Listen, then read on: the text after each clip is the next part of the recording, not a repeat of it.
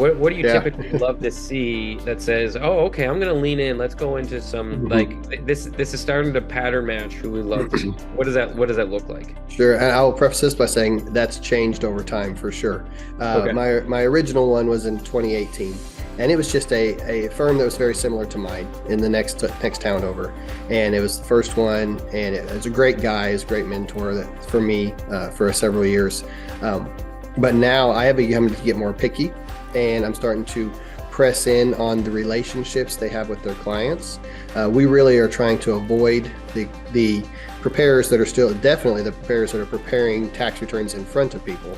We're not interested in that at all. We don't want to have to commit to that. And then second from there, many preparers are still in person meeting with every client for an hour or two or whatever necessary at a time. And we want to avoid those as well. We want to look at the clientele and see and ask the questions. Will they be okay with the remote relationship? Will they be okay dropping off their tax work? We have portals. We have all these remote services. Can we transition them to that process? And if they've never been exposed to it, it's likely a no. And so to me, that can either discount the price I want to give for the firm, or it can make us lose interest completely, because we are really trying to lean into the remote relationships. Fortunately, now we're post-COVID, and those are more prevalent. We have firm owners that have put those processes in place, and things are moving the right direction.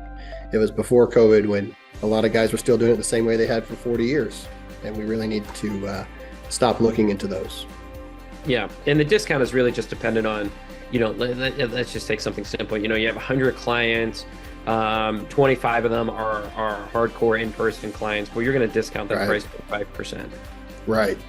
And even just the setup of even their storage, their document storage. So the same preparer that does that is also going to be all paper still, or mostly paper. So I'm going to need to spend several hundred hours of labor getting that scanned in, getting everything digitized, and getting the entire office itself to a more current system. But that is one thing that we've been good at as we've honed this process, is we've modernized these offices, and now they are very good functioning offices for the future.